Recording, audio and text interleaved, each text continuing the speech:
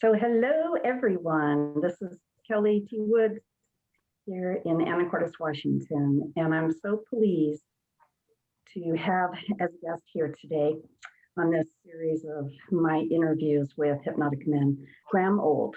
And Graham is in the UK, and I've known Graham for quite a while. I met him originally on hypnothoughts.com and instantly recognized his intelligence and wit and just his overall natural charm. And then over the years, it's been just wonderful to watch him expand and grow and become an expertise in certain areas. And one of the areas is the topic of our talk here today, which is all about inductions. And so I know that you're going to really enjoy what you learn here today. And hopefully there's going to be some experiential learning going on because I'm a hypnotist and I love hypnosis. Graham is a solution-focused hypnotherapist, and he also has a background as being a Baptist pastor for quite some years and working in social care with kids and families at-risk people.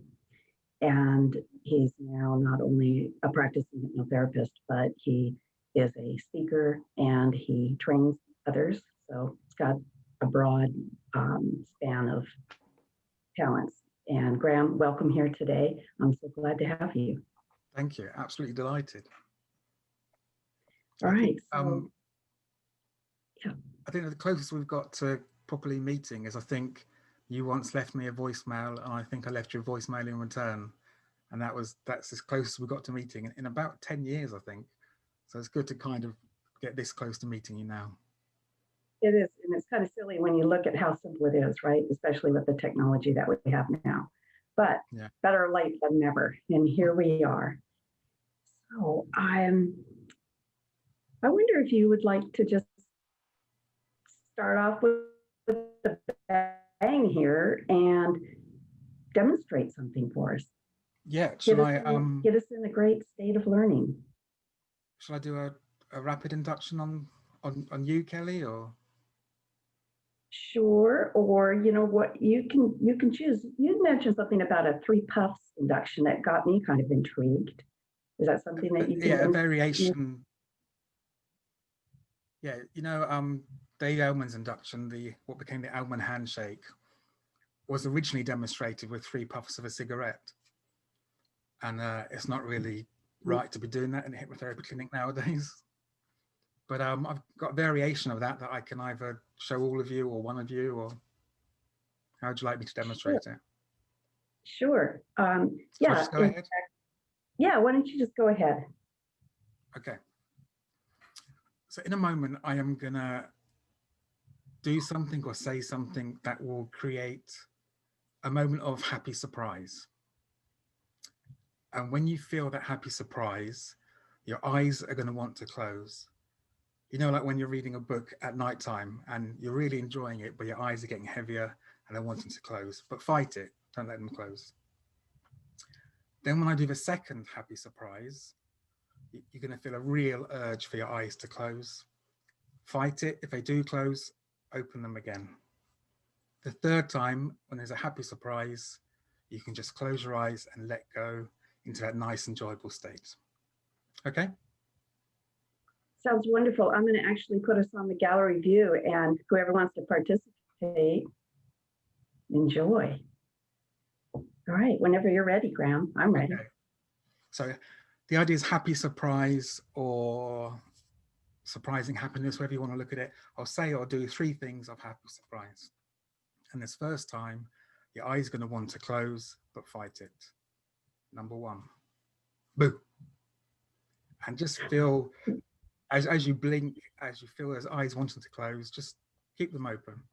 Now the second time, a second happy surprise. My daughter came home from school when she was 9 years old and said to me, "Dad, what kind of bees produce milk?" And I said, "I don't know." And she said, "Boobies." And as you feel that happy surprise that time, just keep those eyes open. They're going to want to close and go with the experience, but fight it just for now. And then a third time of happy surprise, when you feel it, let yourself go with it and go inside and enjoy that experience. This is a simple 10p piece from England, similar, I think, to your dime. So the happy surprise here is simply sleep and let your eyes close and let yourself go with that experience. And you can fight it if you want to, or you can just let go inside and enjoy that inner journey. Enjoy those happy surprises. Because we all know there are times in life when we work individually and learn things. And there are also times in life when we learn from each other, both by teaching, by listening, just by observing one another. And so it's going to be great this evening or this morning to look out for those happy surprises and allow them to take place. And when you're ready, you can just go ahead and open your eyes.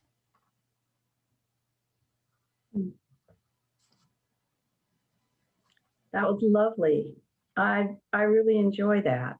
For me, that one's a great example of really empowering the client, because if they don't want to go, they're not going to go.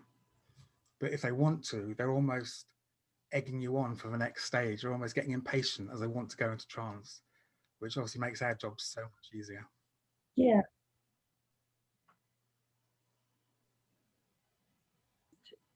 Your own references in those surprises. Do you use a client and utilize what you know about them when you do that sometimes, or is it always from your perspective? Oh no, it's very different depending on the client. Like obviously I wouldn't tell a joke about boobies to certain elderly gentlemen. I very much try to get myself inside their world, where often they're stuck before we can begin to walk out of it. So yeah, it'll be very much utilized around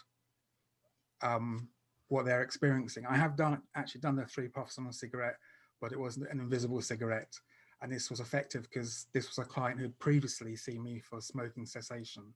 So it was quite a powerful thing to have to not need a real cigarette and to play with pretend cigarettes. It was good fun. Perfect, great idea. And of course, what you're talking about is the finesse of what we do when we take it to that level. So how did you become so fascinated with inductions? And by the way, if the people here and people who are viewing this later, the description of this talk is how to do inductions, and that is one of your websites. It's a very popular website that has howtodoinductions.com, which is such a fabulous resource. I go to it quite often to get ideas and to get your perspective on many things too. But what drew you to just really analyzing and developing your induction skills? I think, well, initially I got interested in hypnosis because I was a Baptist pastor. I went to see my GP, my doctor, and thankfully, rather than just giving me tablets, he did a quick 10, 20-minute relaxation exercise. And that eventually led to me, it actually changed my life. It led to me leaving the church. It led to me changing my mind on so many things, and led to a complete new direction in life. Well, not completely new. When I was preaching, someone once said to me, I had the kind of voice they could fall asleep to, which is not what you want to hear when you're preaching, but Right. so I should have seen it coming. And eventually I started training in hypnotherapy, all because I'd found that GP's 10, 20-minute experience so powerful.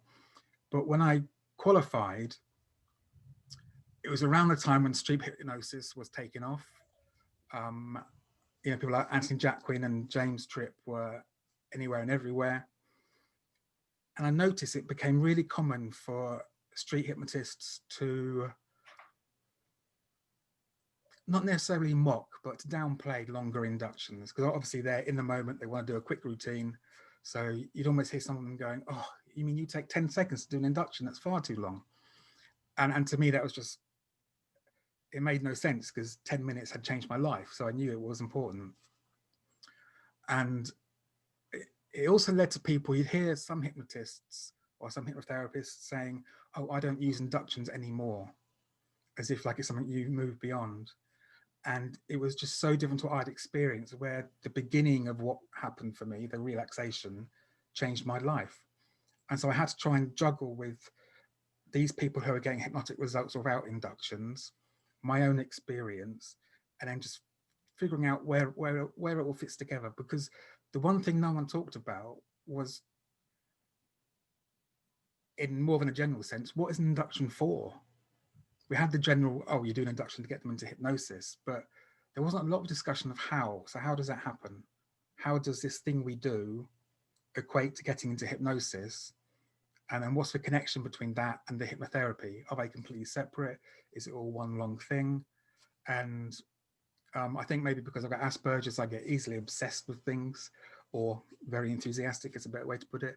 And this became my passion, to figure out why my 10-minute experience changed my life, and why for some people that was not enough, or was not true of their hypnotic experience. So it's just trying to look at the whole thing and figure out how it all fits together.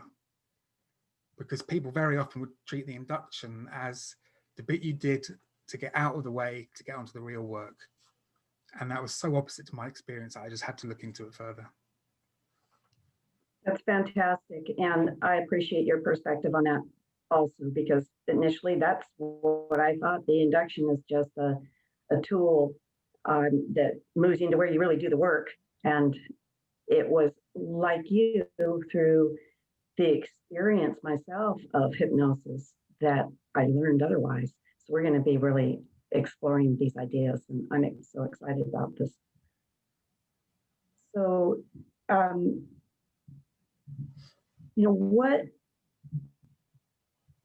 what do you think really makes an induction effective? And of course, we have to that circles back to that question, why use inductions? I'll just let you run with this.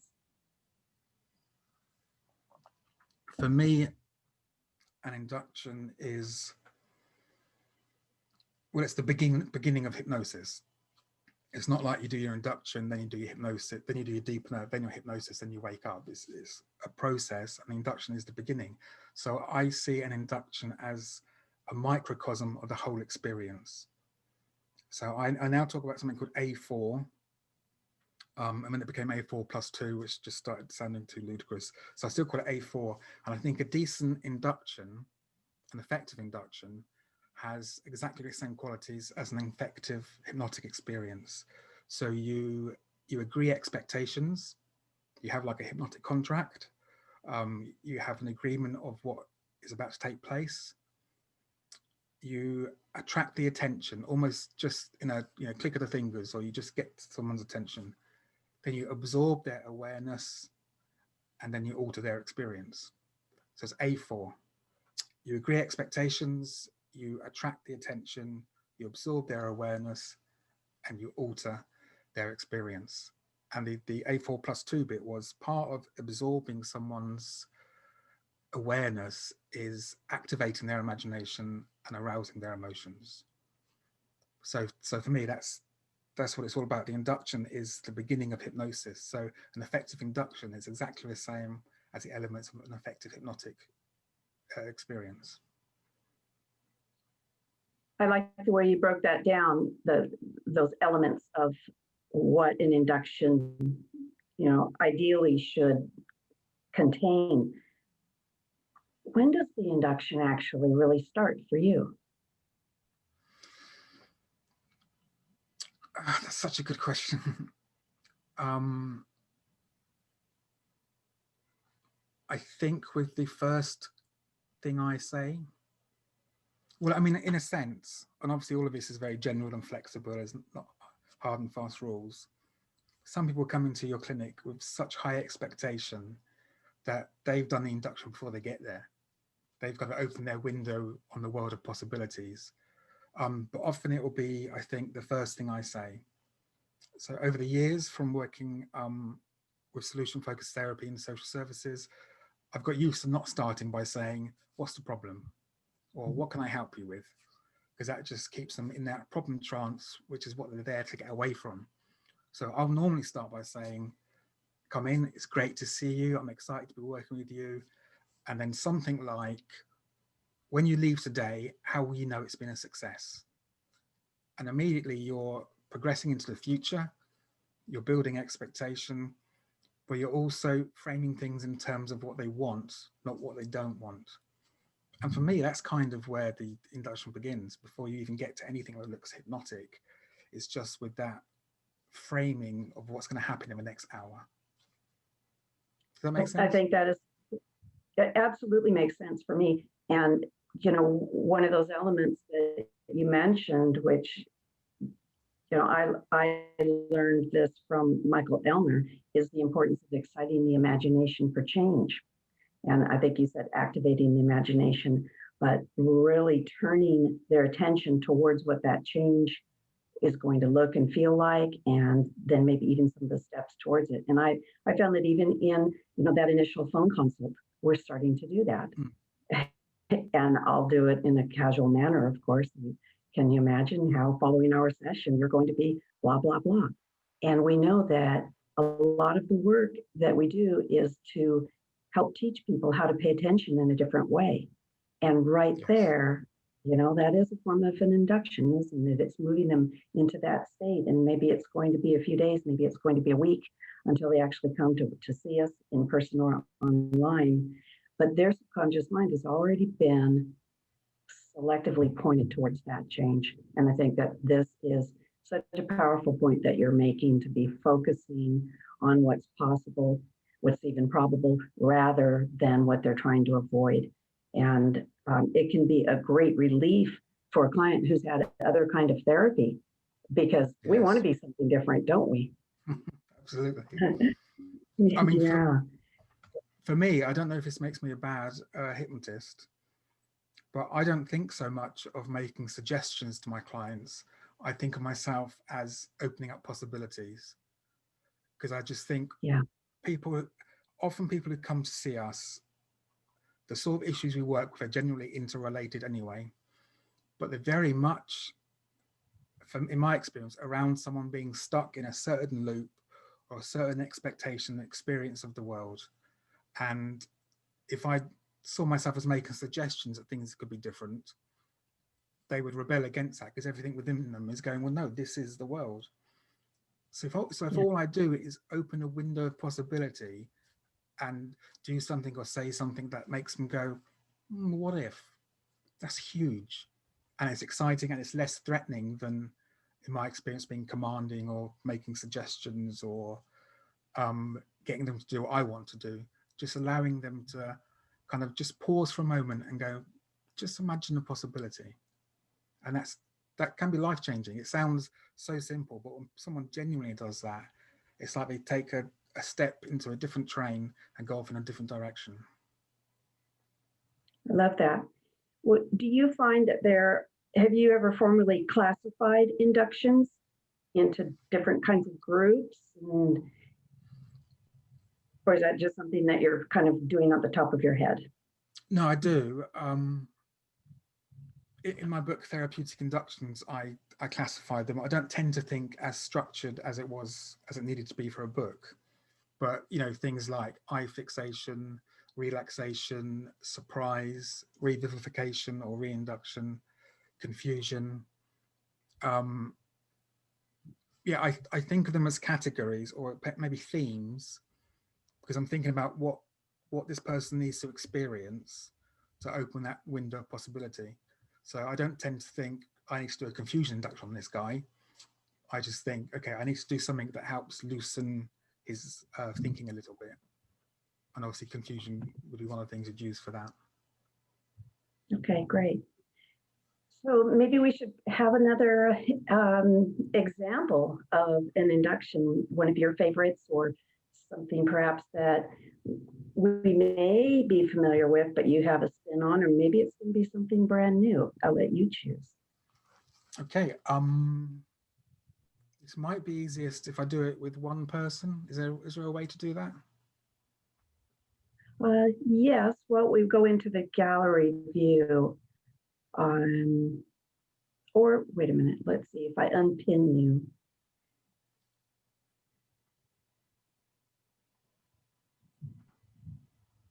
It should highlight whoever's speaking. So do we have a volunteer? Just raise your hand if you want to play with Graham here today. Okay, Mariana, wonderful. I'm going to unmute you, Mariana. Oh, you might have to unmute yourself.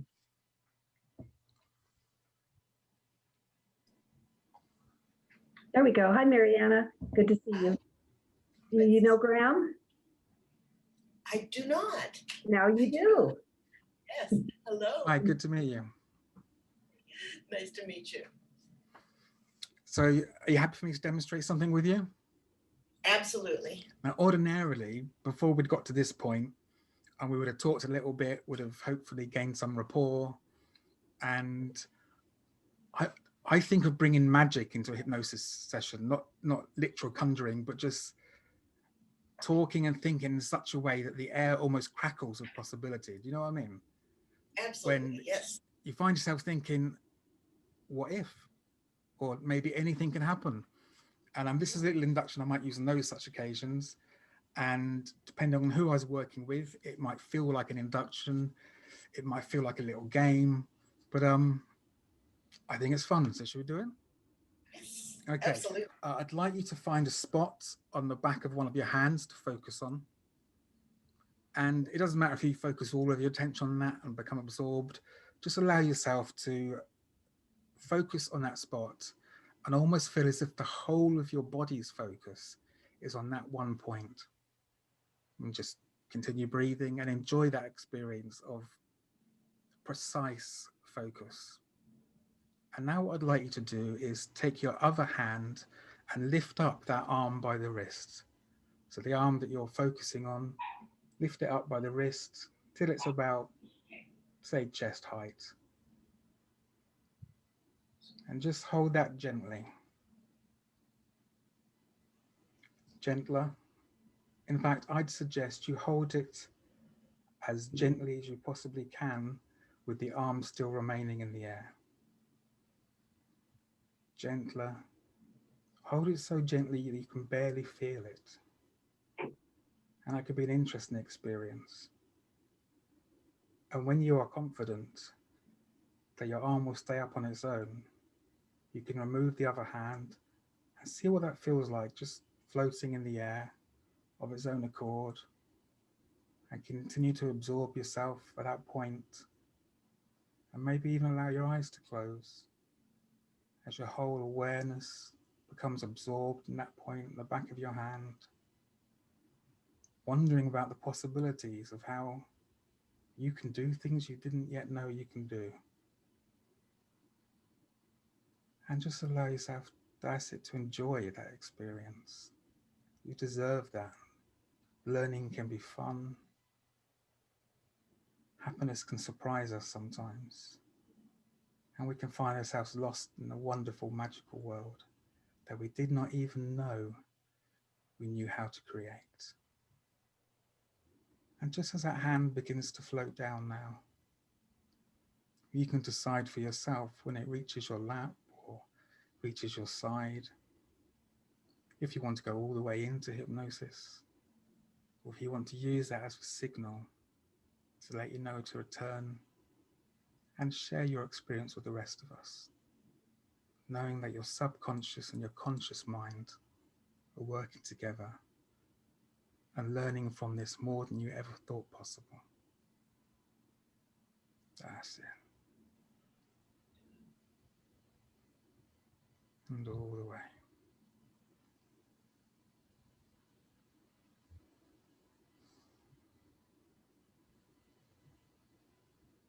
Thank you. Thank you. That was lovely. You stuck. Yeah, that was. Go ahead, Mariana, your feedback? It was very good. Yeah, I'm speechless right now. I needed that. So, but yeah, I loved that. I loved the both the interaction of having the client or myself actively doing something physically, but also mentally just focused. It felt very good and it was quick and easy. Yeah.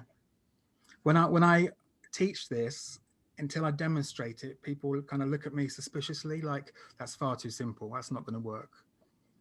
And one of my training partners, I used to use this as an example of physical phenomena. And he said, after he'd experienced it, he said it's more like kinesthetic confusion, which I thought was a really interesting way to describe it. Something's going on and your brain's going, what's happening here? I don't know if that's what it was like for you, or everyone's different, I guess. Yeah, it was, and it felt so good. It took a little bit for me to tell myself to come back up, to emerge. I would have preferred just to stay there because it felt good. But I want to listen to you. So okay, here I am. Great. That was great. Thank you. Pleasure. Thank you, Mariana. Mariana is a seasoned hypnotic experiencer. She's an excellent stage hypnotherapist and clinical hypnotherapist too. So, for those of us who have experienced hypnosis a lot, it's really easy for us to engage in that way. Do you ever run into a client with that induction or any other ones that just don't seem to be following along? And what do you do then? Yeah, well, I mean, I'm not using the R word. I hope you noticed. But by the time we've got to the point of like a formal induction, if that's the way we're going, something will have already happened. There would have been a pre-talk, what people call them suggestibility tests or set pieces. I now refer to them as response routines. So I would have done something to open up the possibility. So by the time we get to something like the auto wrist lift, which is what I call that, there's already an element in their mind of what could happen. They know they're not literally just lifting up their hand, because who would pay for that? So there's something I like to use a lot, and I haven't yet figured out how to teach it to other people, but I'm really enjoying I guess creating a sense of curiosity in people. I might talk about an experience and then not finish it, almost in a nested loop kind of way. I may share inductions like that, for example, and I would say, I was working with someone the other day, and within 2 seconds, they couldn't lift their hand off their leg. The way you do it is, actually, we'll come back to that. I'd like to talk about, and their minds going, no, tell me how you did that. So yeah, I like people to want to be hypnotized. Yeah. So I think since I've got to that point of using curiosity and the sense of possibility in the air, crackling of possibility, I don't get as much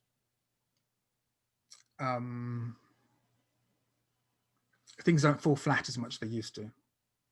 It still happens, right. And then what I would naturally do, if say Mariana had let go of a hand and it had fallen down, it's not at all difficult to blend that into another induction and to congratulate them on doing perfectly and just carrying on like that. The worst thing we can do, I think, and this is what bad training does, is when the induction doesn't work, go, oh. And I think lots of hypnotists do that because they're either taught just 1 or 2 inductions, or they're taught that induction is like a magic spell and it will always work. And then when it doesn't, the hypnotist is left kind of going, well, something's going wrong. So of course, the client is going, something's going wrong, and no one's happy. I love to act as if, or to believe as if everything that's happening is exactly what is meant to be happening. So if a hand fell down to Mariana's lap, that's because she was all ready to go deep. And I might say, let's try it again with the other hand, and kind of just make something up on the spot like that. That was a long answer. Perfect. Yeah, no, I love what you're talking about. And, actually, hypnosis with our client becomes our hypnotic partner, it is a lot like sex. Yes. And if you don't have any foreplay, things may fall flat. Absolutely. And what you're talking about, the way that you were using your language, and I loved your example, is some of that priming. It's exciting the person's imagination. People come to us with hope. And it's our job to turn that hope into belief in a pretty quick manner. So then we get the belief going, we get the expectation, and using someone else's success is a perfect way of creating some of that belief and expectation. If it can happen for them, it can happen for me. When I get a client, which happens a lot, who's really in their own head, they might even be called analytical. They're worried that they're not going to be able to be successful. That's one of their big concerns. And I'll say, I just worked with a person yesterday who had a similar mindset as yours, and boy, was she surprised at how easy this was. But let's just focus on this thing over here. So I do the same kind of little disruption, and it's amazing how powerful those small things can be towards paving the way and priming, or maybe even using a little bit of a state shifter. We can teach them a little bit of breath work, or we can use an NLP technique right in the very forefront. And even though those are hypnotic in nature, then when it comes time to do the formal stuff, it's so much easier, isn't it? You've already changed their state and moved them into a better position of receptivity and participation with us. They're getting used to this. I often say that people aren't so much afraid of hypnosis. They're afraid of hypnosis with a weirdo. And so after a few, I'm a weirdo, but a friendly weirdo. And after a few minutes with us, then they quickly start to become at ease. Yeah, so I mean, sorry. Yeah, go ahead. No. Jeffrey Zeig once said that psychotherapy is at its best when it's weird, which I thought was great. And there's something about, people are nervous about how strange we are because they already know hypnosis is strange. But there's also in the back of their mind, that's why they're here. That's why they didn't go to the counselor or whoever. They came here because there's something about this that's different. So I think too often as hypnotherapists, particularly in our pre-talks, we dampen it down and kind of go, there's nothing special about hypnosis. It's all very normal. You'll just feel a bit relaxed. And I can imagine the clients thinking, well, why am I here then? This is meant to be different in some way. The other thing we have to try to avoid is projecting our expectations on what's going to take place next. So say we had done the auto wrist lift and it hadn't stayed in the air. For me to act as if Mariana has then done something wrong is, well, it's a wasted opportunity at the very least. I use magnetic hands an awful lot for all sorts of purposes. I did it with one guy and his hands didn't move at all. And I had this brief moment of panic because he opened his eyes quite quickly as well. And then I said, how did you do that? And honestly, I don't know what I meant by it. It sounded a bit Ericksonian, so I thought I'd try it. I said, how did you do that? And he went, I don't know. That was amazing. So I could have been sitting there thinking, oh, well, this is rubbish, isn't it? Either he's cocked it up or I've cocked it up. It hasn't worked properly. But for him, something had been going on. And my curiosity about the magic that was in the air confirmed for him that, yes, something had happened, even if I hadn't seen it. The perfect frame. And I'm going to remember that. How did you do that? Excellent. So the magic of hypnosis, I agree with you. I want to have that always be the highlight. And for me, formal inductions, that's what people expect. They expect some of that magical stuff to be happening in or not happening in a magical way. And so is there a particular, how do you inform a person that this is now what we're going to be doing? I have two chairs in my office. One is where I'm doing the intake and the pre-talk and maybe some of that priming I talked about. And then I will have them move into the chair and I point dramatically at it and their eyes get big and that anticipation grows. What do? Do you do something similar or is it through language? The same thing. I do exactly the same thing. I have an office chair and a hypnosis chair. And I might even, Stephen Brooks talks about delaying the trance and frustrating the trance. So I may even say to someone, if you go and sit over, and I'll tell you what, we'll do that in a minute. Stay in this chair for the time being. And again, that's that curiosity going and they want to get in that chair because something's going to happen in that chair. And I use exactly the same thing. there's kind of a fractionation happening when you're doing that, isn't there? Because you're moving them Absolutely, yeah. back and forth and a little bit of that confusion going on. I love that. Yeah, but it I, also, what, sorry, go on. no, I was going to ask how would you suggest we do that on an online venue where we're working online with clients and they're going to be probably sitting in the same place? Are there other factors that you could change to move them into what we're going to be doing next? Yeah, I think sometimes I might give someone a task to do. I might ask them to rephrase how they just said something. And I may say, when we start talking about expectation in a minute, you're going to notice some changes. And then we'll talk about it and gently lead up to talking about expectation. And then I say, like, right, so we're here now, let's do this. And it's almost the same thing as a chair, isn't it? But it's just it's giving them a marker, a signal that now we're here and it's normal. At that point, it becomes magical. Yes. And we can do that all kinds of ways. I could tell a story, or I could say, after I've told you this story, we're going to see what it's really like, and then tell the story. But all the time I'm telling the story, they're going, what's it going to be like? What's it going to be like? Yeah, so I think I'm a great believer in markers, in anchor points, in rituals. I think hypnosis is a reframe of reality, and an induction is a reframe ritual. Like Right. my dad started smoking when he was 10 years old, and my granddad caught him and did the old technique of making him smoke the whole packet. So my dad was therefore hooked from the age of 10 until he had a heart attack when he was 49. And my mum was a nurse and very health conscious and very aware of the damage smoking can do and the effect it can have on families and all of that. So she would obviously from time to time try to get my dad to quit,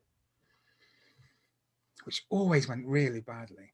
You know, he would be very grumpy, he'd be very impatient. More often than not, mum would end up buying him a packet saying, whatever you do, smoke. And he wanted to quit, he just couldn't seem to get to that point until he had a heart attack. Oh, actually, before that, he went to see a GP about a respiratory problem.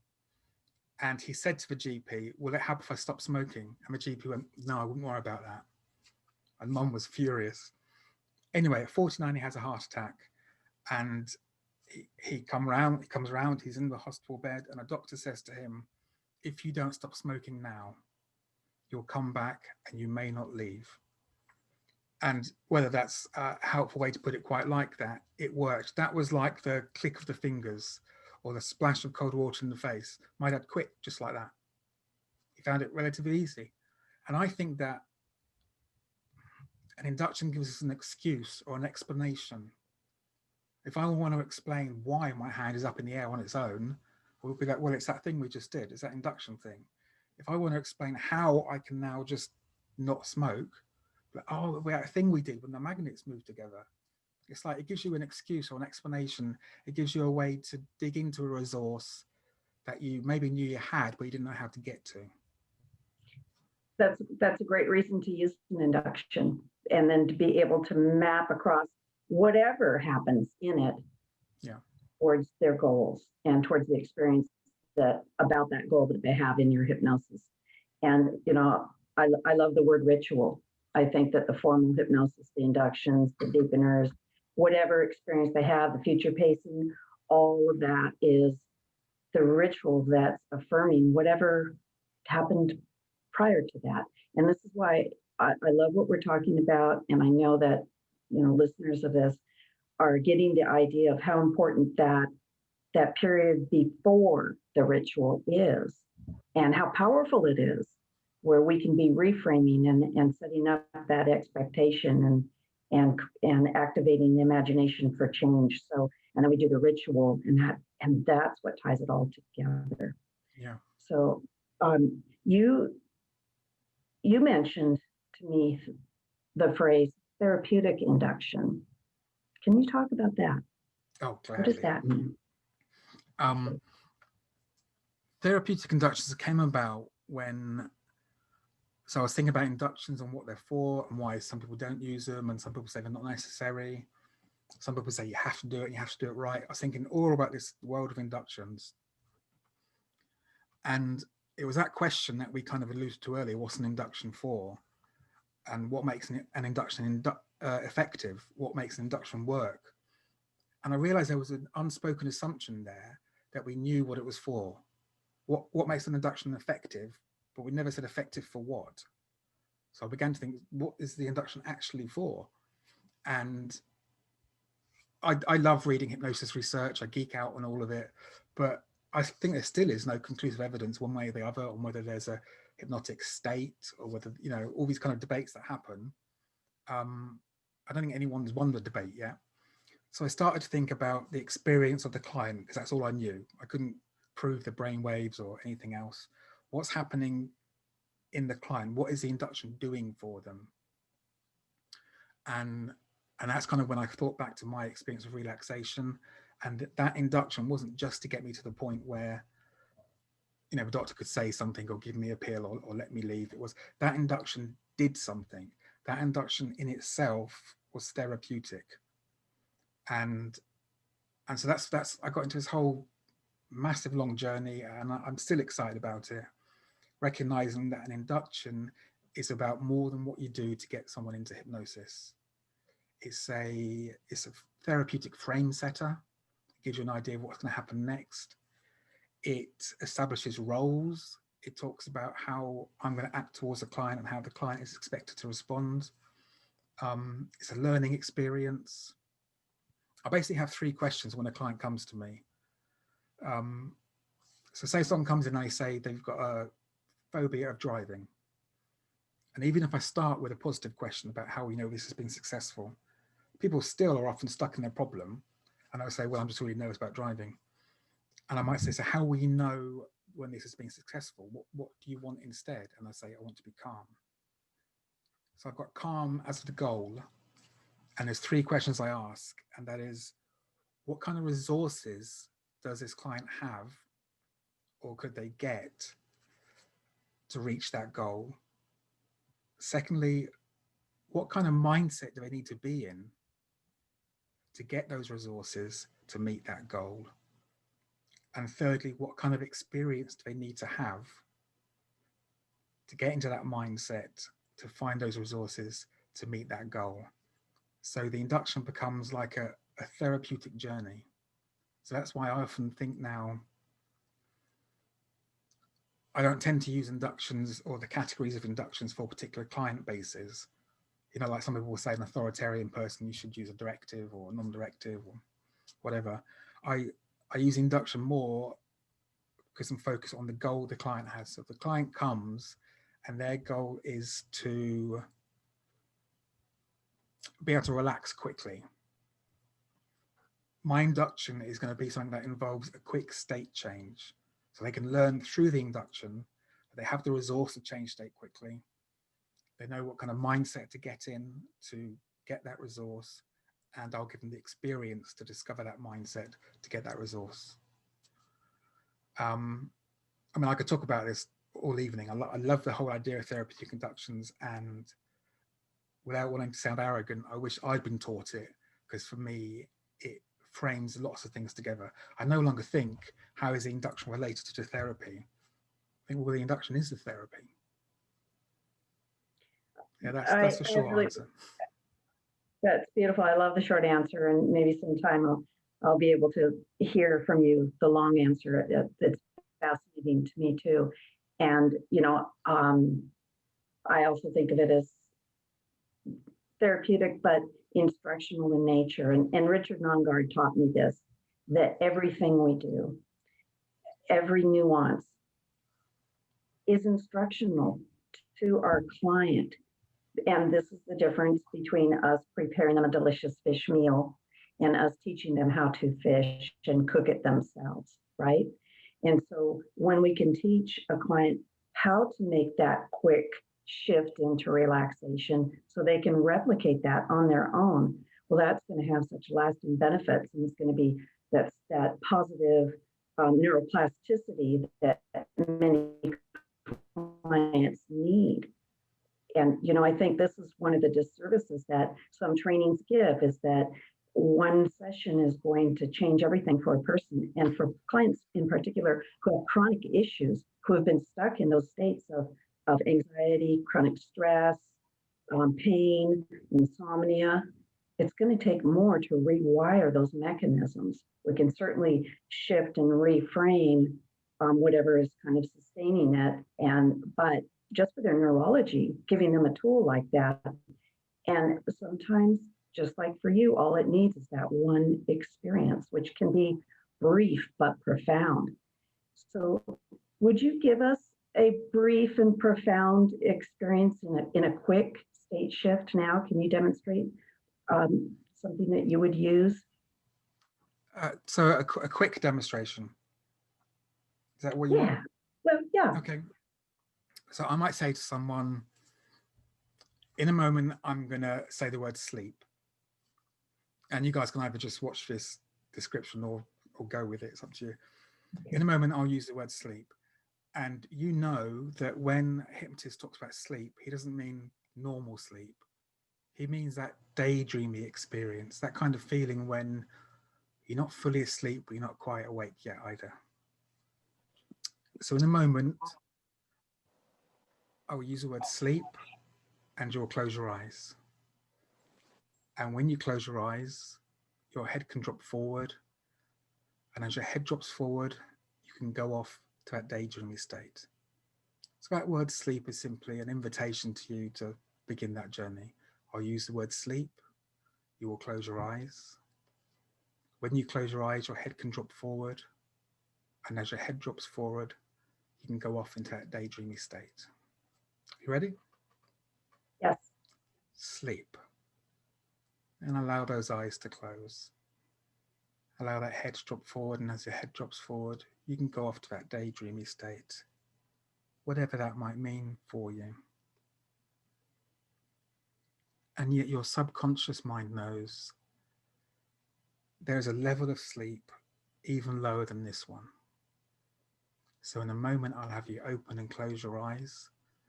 And when you close them, you can take yourself off to deep hypnosis. Now go ahead and open your eyes. And close them again, going down into deep hypnosis. And your subconscious mind knows even now there is a level of hypnosis deeper than this. So in a moment, I'll have you open and close your eyes, and you'll go into deeper hypnosis and enjoy that place of dreams. Go ahead and open your eyes and close them, going down to deeper hypnosis.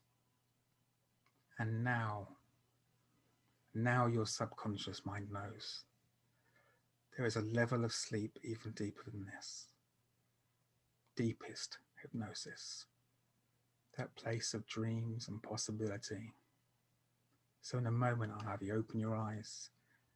And when you close them again, you can go off to that state of deepest hypnosis. Now go ahead and open your eyes and close them, going down, deeper down into deepest hypnosis, into that place where possibilities become a norm, where your mind floats and drifts comfortably, pleasantly, and reality becomes malleable. Reality becomes something to serve you and for you to learn from and for you to change, knowing how quickly you can go from one place to another, from that place of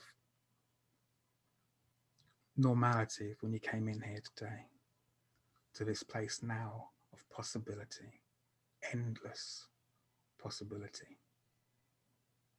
And when your subconscious mind and your conscious are ready to work together to carry on that journey, perhaps even as you dream tonight,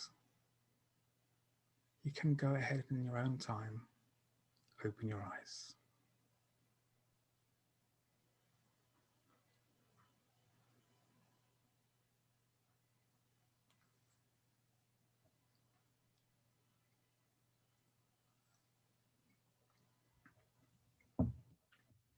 So simply elegant. I loved I it. really love working with inductions that meet a specific need. And for me, that one's very nice for group settings and online settings, but also it's rapid enough if you want to feel rapid change, but it's also progressive enough to feel comfortable, so it's not threatening. And I thought it was a good example of that kind of induction. That's beautiful. And of course, it can be customized to anything. I was just imagining how helpful that would be for clients who have sleep problems, because they could easily replicate that. And I often teach fractionation for insomniacs to be able to use the structure of it to move themselves into that place where they let go of awake and embrace sleep. So that was marvelous. Thank you. And people, you're welcome to post any questions you have in the chat box, and I'll relay those to Graham. You know, we're talking about relaxation. We know it's not necessary for hypnosis to happen, and it happens spontaneously in all kinds of situations that don't have relaxation present. But it is one of the benefits of having a relaxing hypnosis session. But is an induction that just relaxes a person really hypnosis? Go ahead and let me have it. That just relaxes a person. Is that what you said? Yeah, yes. Oh, Kelly. I once said, if all hypnotists do is help someone relax, and maybe teach them to help someone else relax, we could literally change the world. Forget any other therapeutic protocol. If all we ever did was help people relax, we could change the world. Here in the UK, 80% of visits to a GP are stress related. So relaxation, I can almost not think of an issue that relaxation isn't helpful for. If an induction was solely relaxation, I mean, I can't see that as a negative thing. It may lack some of the magic that's needed for hypnosis, because for someone who, for example, practices yoga or something like that, or long-term meditator, it might feel too normal to have the benefit of a hypnotic experience. But I think relaxation is on a parallel track to hypnosis. And if someone's stuck in this place over here, just stuck in this cognitive loop of going round and round and ruminating, and they're just stuck. But over here is a possibility of hypnosis. Relaxation helps them take a step towards it and often blends into it. So if it's solely relaxation, fantastic, but possibly not hypnosis, but also it can be. I've done relaxation work with people before, particularly when I was in social care. And I could tell that something more was happening.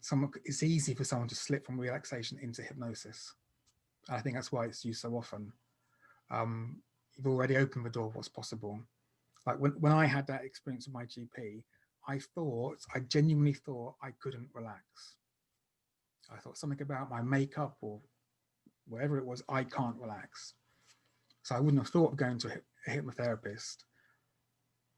But when I felt that shift in my brain, all that stress going round and round and round, the anxiety that was looping again and again, when that eased and I was allowed to feel relaxation, I do think at any point then the GP could have made a suggestion and I would have been in hypnosis. So they're not exactly the same, but I could never use the phrase just hypnotizes someone, because relaxation is life-changing. I agree with you. And many inductions actually use the verbiage, that language of telling the client to relax or allow themselves to relax. I've had clients come to me that claim that they can't relax, and specifically they cannot relax their mind, their thoughts. And so when you have a client like that, and I'm sure you have too, how do you circumvent or help them change that limiting idea? I would tend to come at it in an indirect way. I might tell like my friend John's story. I might talk about something I've started doing now that I'm maybe officially middle-aged. I have to admit, twice in my life fallen asleep in the cinema. And as a moviegoer, that was almost unforgivable. But I often use cinema as an example of hypnosis. I talk about how we're in this sensory deprivation chamber that focuses us in the front, and how we accept for the next 2 hours reality is different. So when we see someone flying on the screen, we don't go, people can't fly. We are in this world. For now, our reality is different. And I'll talk like that more and more about cinema and different changes we can make and how our thinking can affect our behavior.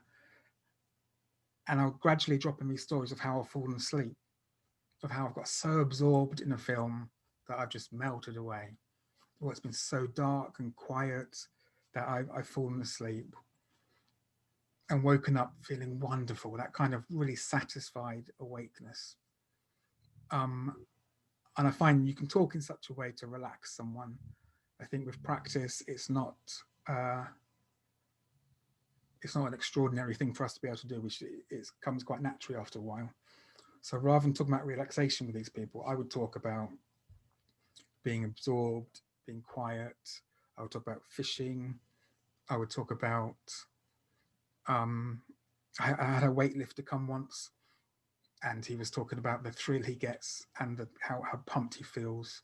And we talked about that a lot, and we kind of looped around it again and again and again until I was rather unsubtly implying that he was often in a kind of trance state, that the pleasure he got from weightlifting was because his body and his mind were working together to get him to that place of pleasure and satisfaction and achievement.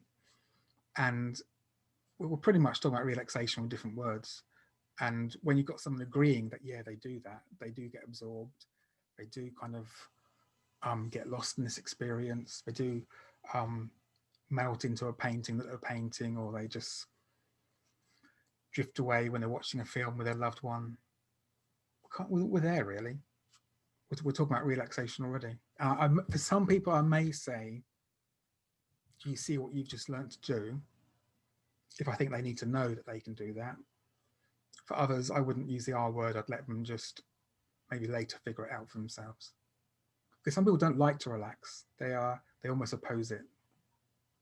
I agree, and they're very proud of being active, productive people, and they somehow created that frame that relaxation meant that they're lazy or that they're being irresponsible in some way, and we can't certainly tell them to their face that that's not true, but we can guide them to discover the benefits of being able to physically relax and to be able to focus their mind in that way. And I love it when they give us some of that juice, some of that fodder that we can utilize to show them that they already know how to do this. You know, even if they're an anxiety client, they're great at hypnosis, aren't they? Absolutely. Yeah.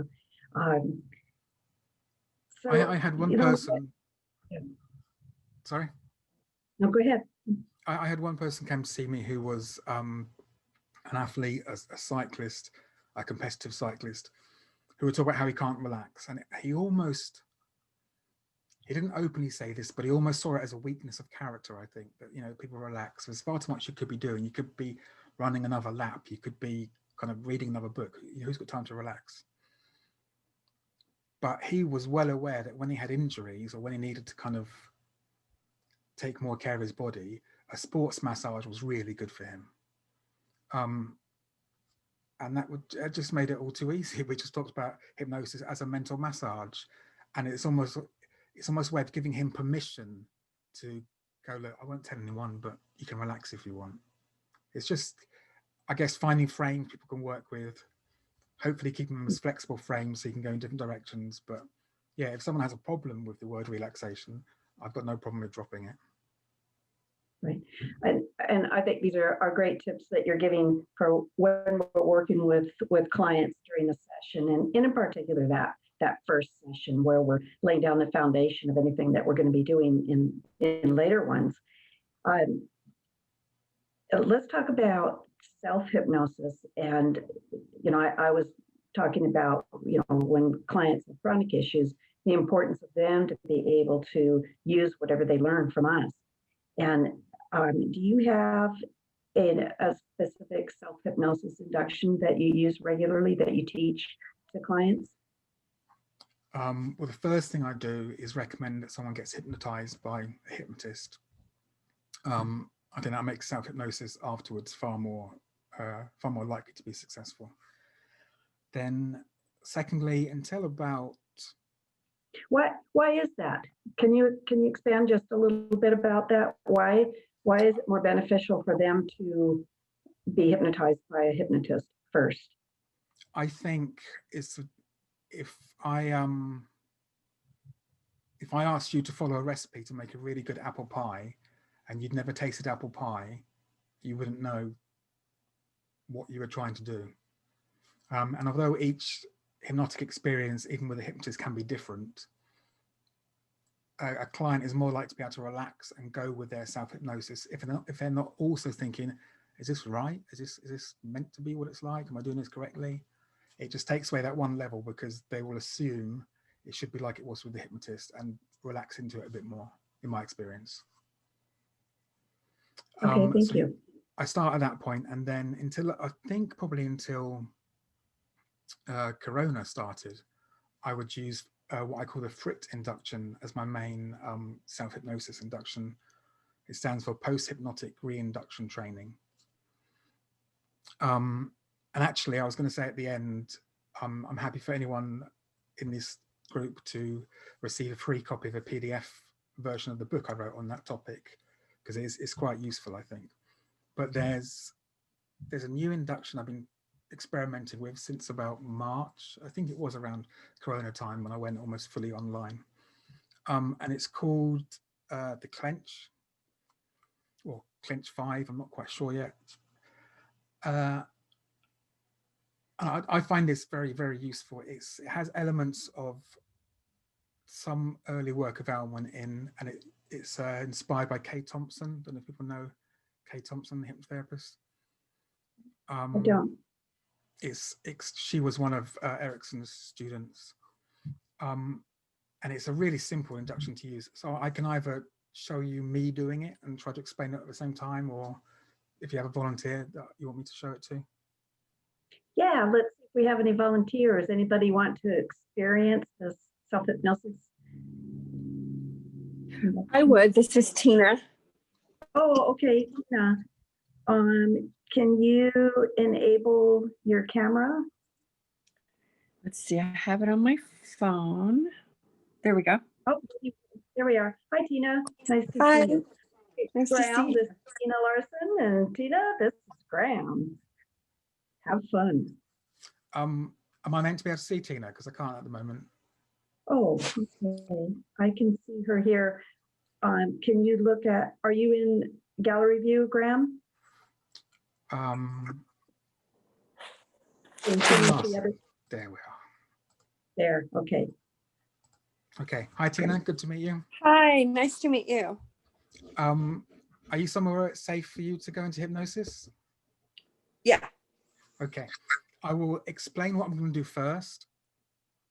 And then as we go on to do it, I'll explain each step as well, okay? Mm-hmm. So basically, I'm going to have you clench your fist and put all of your body's attention and tension into that fist. To close your eyes and take a nice deep breath, hold it for 5 seconds and let it go. Okay, sounds simple enough? Yeah. So what we're going to do, we're going to clench the fist, almost close our eyes at the same time, take a deep breath, hold it for 5 seconds and let it go. And then for the following few seconds, we'll think about what that feels like for the rest of our body. So if you go ahead now, clench your fist, breathe in nice and deeply, hold it for 5 seconds, and then let it go. Breathe out, open your eyes, and let that fist relax. And just for a couple of breaths, just feel that relaxation in your body. How nice that feels. We'll go ahead and do it again. Clench your fist as you take a nice deep breath and your eyes close. Hold it for 1, 2, 3, 4, 5, and let go. Breathe out, open your eyes, and let that fist relax. And just for 1 or 2 breaths, just notice that throughout the body. And we'll go ahead again and clench the fist as you breathe in and close your eyes. Hold it for 5. And then let it out. And you may reach a point where your eyes want to stay closed. That's absolutely fine. As you just breathe and carry on feeling that spread throughout your body. Noticing how natural it is for you, how easy that can be. I'm going to go ahead again and take a nice deep breath and clench the fist. Hold it for 5 seconds. And then let go. And what some people find is that the wrist, ironically, becomes so relaxed that it almost can't unclench, or it just hangs there limp. And that's perfectly fine. As for 2 or 3 breaths, you allow that to spread through your body. And one more time now. Take a nice deep breath. Clench that fist if you still can. Hold it for 5. And let go. And if your eyes stay closed and that fist stays relaxed, that's perfectly fine. As your body becomes attuned to how easily you can relax in this way. With every breath, it's like you take in more calm, easily. Every breath out, that relaxation spreading throughout your body. And you know now how easy it is for you to relax and to let go. Breathing, relaxing, untensioning, letting go, and letting your mind and body go where they so naturally want to. Sometimes we almost fight to keep ourselves stressed and tense. We know deep down our body and our mind, they want to relax, to float into that ease. And when you know that your subconscious and your conscious are ready to work together at a deeper level for you to really integrate this learning, you can in your own time. Go ahead and open your eyes and come back and tell us how that felt. That was so nice. Thank you. I enjoyed that so much. Glad to hear it. Did it feel easy, or was it hard work? Or I had done something similar in a little yoga class. So I was like, oh, this is similar. I did notice I've been having heel and ankle problems, and that pain was like, wow, wow, wow. Which it was like, in fact, it's still going. So I found that interesting. But I felt immediately tension go off my shoulders. And yeah, I felt a little bit of vibration in my arm and my leg. So that was nice. Thank you. you're welcome. Thank you. Yeah, thank you, Tina, for volunteering. And I was going along and I stopped because I knew I was going to go bye-bye, and I'm supposed to be moderating this webinar today. And I want to still be functioning. And, that's what's so great about these kinds of online things, is we get to have so many experiences and allow ourselves to go immerse further and further into them. That again is just a simple and elegant process that can be done in an online or in a group setting or just with individual clients. So thank you. I like that one. Earlier, we were talking about specific inductions that might be suitable for not just certain venues, but a certain audience. And so Tony had asked, when you're working with kids, do you actually use an induction, or are you using more play type experiences? Yes, to both. I'm using induction, but I won't say we're now going to do the hypnosis. I might say something as simple as, do you want to see something cool? I thought about this when we kind of alluded to the question earlier of different client bases and how we work with them. And I think I work the same way with all client bases, but just with a different emphasis. So with children, there's more fun, there's more of a kind of wow factor. But actually, I want that in all my inductions. And with elderly clients, maybe, depending on what the goal is, I may be more permissive and more indirect. But that's something I want to use in some way in all my inductions. So it's not that I work specifically differently and use different inductions for children. It's just that the emphasis and the language may be different. And it's more fun because you get to do all sorts of crazy things. You do, and I'll take this opportunity to demonstrate something that I do with kids, as Tony asked, and I was planning on doing this anyway. Here, I'll highlight me here. Okay, so often when kids come into my office in particular, and then even online, they're looking for this. And I really recommend everybody have at least one. This is one I got when I was in England a couple years ago. And the reason that I use this, and especially with teenagers, is that it can not only be the classic thing that they expect, that magical ritual, but it's instructional because I'll use it to demonstrate ideomotor response. And we'll be talking about how your body is always responding to whatever you're thinking about. When you're thinking about how you're afraid of standing up in class and giving that speech, your body is responding to that.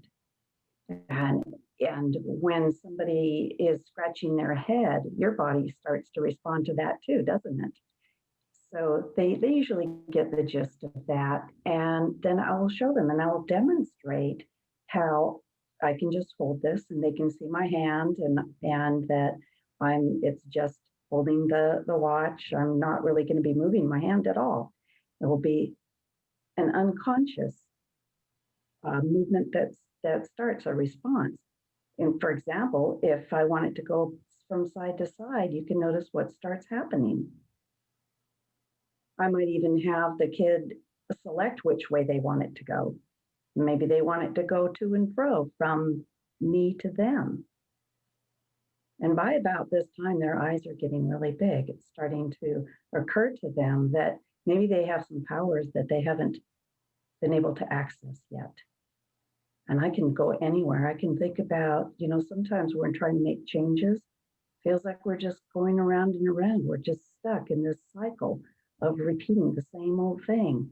What would it be like if we could turn that around and do something different? Wouldn't that be amazing?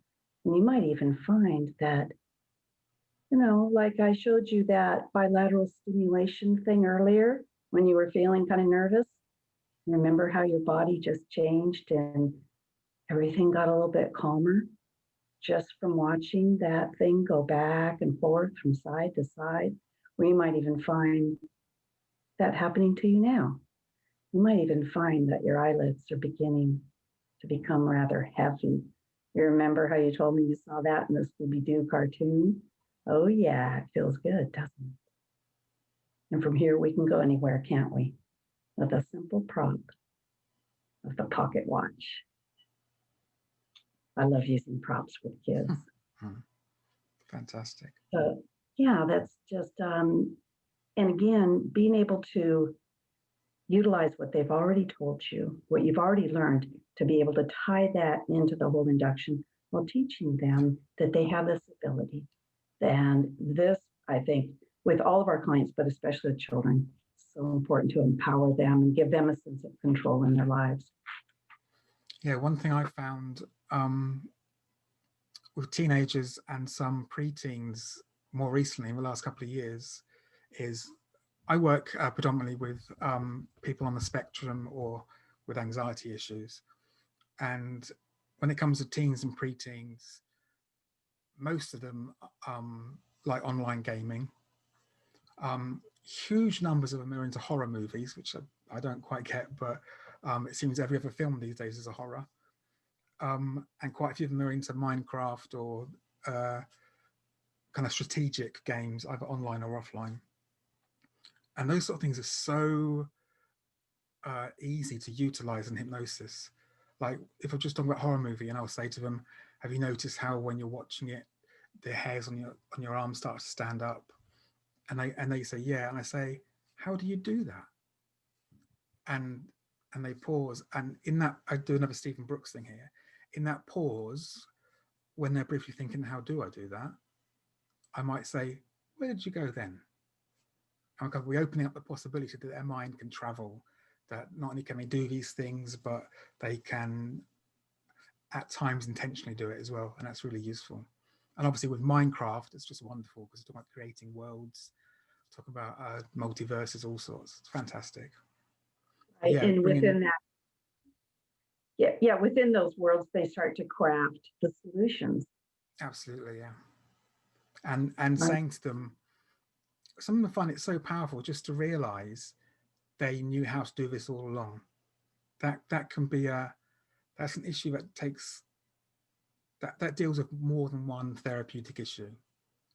Giving a child belief in themselves, I think is far more powerful than just resolving one issue one at a time. It unlocks a whole new future for them. I agree, and it's providing them with that skill set that they can apply towards so much. Are there any myths about inductions that you've been able to dispel for yourself? I think there's one or two. One, the idea that an induction creates expectancy. I thought that originally. I think in my first book on the topic, I mentioned that. Latest research seems to be that the induction confirms expectancy, which is really interesting. So if someone thinks this is going to go well and be quite exciting, if the induction's good, it boosts that. If they think this is going to be a waste of time, unless the induction's fantastic, it will confirm that expectancy. So an induction in and of itself isn't enough to boost expectancy. The other thing I've learned is that my approach is possibly as important as any words I use or any techniques I use. So going back to working with children or different client bases, my approach changes more than the induction I use. Other myths. I think the idea that an induction needs to be performed perfectly is absolute nonsense and really harmful to new hypnotists. Particularly, say someone learns like a hand drop, the 8-word induction. We can put so much pressure on people that this is a performance rather than this is something you can enjoy doing, which is almost saying the same thing. So they think if I don't say this magic spell perfectly, it's not going to work. Whereas in reality, your client doesn't know what's meant to happen. Like with the magnetic hands and the guy whose hands didn't move. So the idea that an induction needs to be performed perfectly is really, really unhelpful, and should take a back seat to the idea that your approach and the way you, as I said a couple of times, the way you let the magic sizzle in the air, that's far more important than the actual specifics of remember to say this before you say that, and so on. Yeah, because when you have that magic, it doesn't really matter, does it? No, Yeah, that the contents are less important. Yeah, absolutely. Yeah, I love that. And so you've given us a couple of examples about with inductions that we can use online, and I know that members of my hypnotic women group have been having conversations, seeking out what are the best online inductions to use. Is there any other one that you would recommend that we utilize for clients in this setting? Yeah, I can rattle off a few if you like. And there's transcripts of all of these available on howtoinductions.com for free. Okay. The Dr. Flowers induction, I think is very useful online. The Deeper Sleep, the one I did earlier on, is one I kind of developed for online. Fractionation inductions work well online. Particularly, there's something on my website called the Fractionation Conversation, which is just a rip-off of something that Richard Nongard did, but I thought it sounded better. That's very useful online, I think.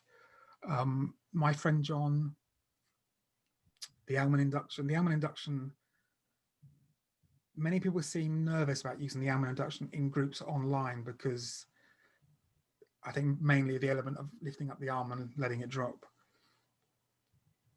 And that maybe goes back to the idea of doing the induction perfectly. So people will say, I'd like to do the Alman, but how can you do it online when you can't lift up the arm?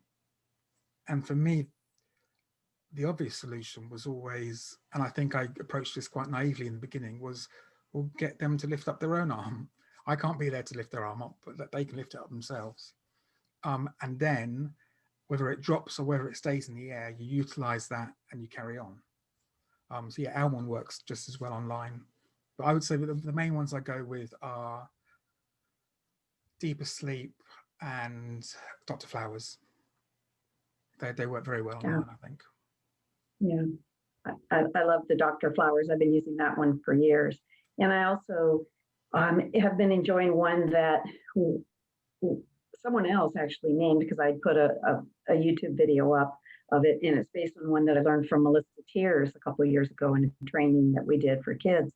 And the name that we chose was the Handuction, where it starts with focusing on the hands and then just moves from one hand to another, to the elbows, to the shoulders, and around it goes. And I love it because it's something that they can then again use for a self-hypnotic induction if they want to. But there's so many opportunities for focusing on changes that they want to make within that induction too. And I in particular love things that involve bringing attention to the hands, because the hands are complicit in so many of the habits that people want to change. And just having that kind of focus on the hand, maybe the hand that holds the cigarette, then they want to be able to have a conversation with that hand and tell it what they want it to do for them instead. Or if they're having some eating habits they want to change, I might use the language that, well, when you think about it, or, recently, here's an example, helping someone change their consumption of alcohol. They wanted to curb that. And, it would be pretty difficult to drink alcohol without using your hands. Although if you're like my son, who's very flexible, you might be able to do it with your feet. And of course, we bring some humor in there, and they always giggle a little bit. And it lightens and even opens the doors further. But this is where I like these therapeutic and instructional inductions, right? And it's fun and it's so easy. Again, when you let go of the need to do it perfectly, then we can have fun with it. What do you do in between your clients for yourself to move yourself from one session to another? Or maybe even if you've had a busy day with your kids and you have a session coming up and you want to just be able to get into that frame. Is there any particular process, induction or otherwise, that you use? There's no way for me to answer that without sounding really geeky. Oh, go for it. The things I do would not traditionally be considered hypnotic. I draw some manga cartoons. I'm really bad. I'm really, really unartistic, or haven't yet learned to be artistic. So I love drawing manga cartoons because I can't be perfect. I can't do it well. And that's a really good lesson for me, that I have to accept that it's as good as it is. I will also do Rubik's Cubes, which are great because there's a kinesthetic feeling to it. There's color, there's sound, I can do it as a relaxation thing or a speed thing. And the other thing I might do is shuffle a deck of cards and memorize the order of the deck of cards. Yeah, years ago, I would give much better answers. Like I used to do mindfulness meditation between sessions, but now I just geek out. I love it. And I think that you need to actually use that language, that this is your geek out process, because it just reminds me of how I work with kids and being able to get their conscious mind to be focusing on that task with that selective attention. It also allows the floating attention to happen in a different way.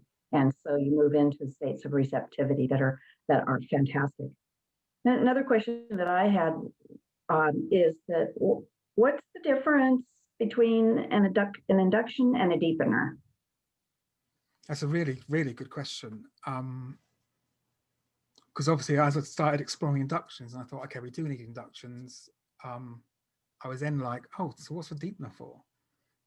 And I think I was still caught in this quite rigid model of hypnosis, that you have a pre-talk, you have an induction, you have a deepener, you do the therapy or phenomena, and then you do the wake up.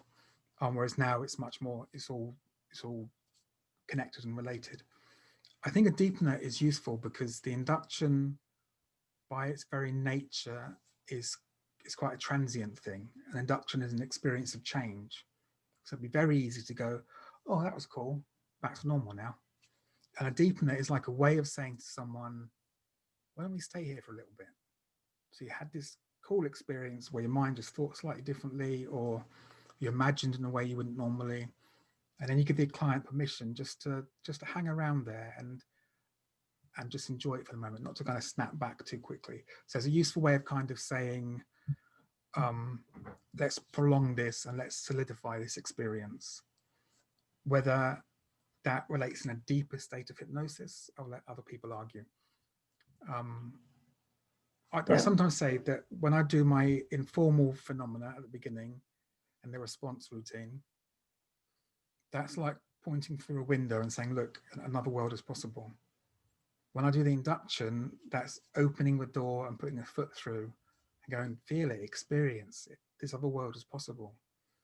And the deepener is almost like stepping through fully and closing the door behind you and deciding just to hang out there for a bit and learn as much as you can. So they're not completely separated. It's more of a flow than a difference of state, possibly. I like that explanation, and it becomes clear at some point in every hypnotist career that deepeners don't have to be so formal as going downstairs and all of those processes that we're taught. That even for a client to have the experience, and maybe through some visual imagery, maybe through receiving something or discovering something, those are the deepeners. But I do also know that for people who need the physical therapy of hypnosis, to be able to have their body be in that relaxation response, I might formally say that now we're going to move you even deeper so that your body can get this benefit, and we'll just take your mind somewhere else. And that seemed to have a really profound effect. And of course, getting that expectation and telling them what's going to happen. And it also takes away some of the, not necessarily apprehension, but some of their worry that, well, I don't really remember what's going on, or I'm not aware. And that's okay. You don't have to be during this time. You can just really let go, right? Yeah. So, yeah, that's fantastic. This has been so great. If you people have any questions, this is the time for Graham. And Graham, I know you've mentioned that people can go to your website, howtodoinductions.com. I put the link up in our chat room right now. And then you had mentioned also some of the resources that you're happy to share. Can you expand on that for us? Yeah, so the website, howtoinductions.com, has over 30 induction transcripts They're not scripts, they're transcripts of the induction in action, and that's free to everyone. And then there's different membership levels where you can see commentary and tips and videos. And what I've set up is if anyone uses KTW60 for the next few weeks, maybe until Christmas Eve, they will get 60% off any membership plan, whether that's a monthly one or an annual one or a lifetime one. So KTW60, 60% off until Christmas Eve. But also, if anyone does do that, contact me, or you know what, just if you see this, contact me and ask for a PDF copy of Revisiting Hypnosis. And that's my book all about the frit induction, which is useful as a self-hypnosis, a reinduction, an anchoring process. I've been surprised how useful people have found it. So just contact me, maybe through How to Do Inductions or Kelly, and just say, hey, give me that book, Revisiting Hypnosis. And that's not an offer I've made even to my own Facebook group. It's my way of saying thank you to Kelly for the role you've played in hypnosis in the last few years and the leadership you've demonstrated. It's been incredible. Well, thank you. Thank you so much for being here with us today. I know everybody really enjoyed, and I think we all learned something new, which is the whole point of this, but also just to get to know you on a deeper level. And you're every bit as wonderful as I knew. And I really appreciate you giving your time and expertise for us. And I hope that this video will get out there and be shared with lots of people, because the greater we are, the greater everyone that we touch becomes. So I'm just looking, and everyone is saying, thank you, wonderful, inspiring, and you're so knowledgeable. So that's marvelous. And I hope it's an absolute pleasure. Thank you for the invite. That's fantastic. And we'll have this available for replay, and I'll give you that link as soon as it's up. So thank you, ladies, for joining us. That was really fun. And will you please give feedback on this, either, in our Hypnotic Women group, or send it directly to Graham if you're playing with some of the things that you've learned here today, and let us know how it works for you. And if you have any other questions on how to make it even better, let us know too. I love that kind of feedback. So everyone stay safe out there and enjoy the rest of your beautiful day or evening, and we'll see you soon. Thank you.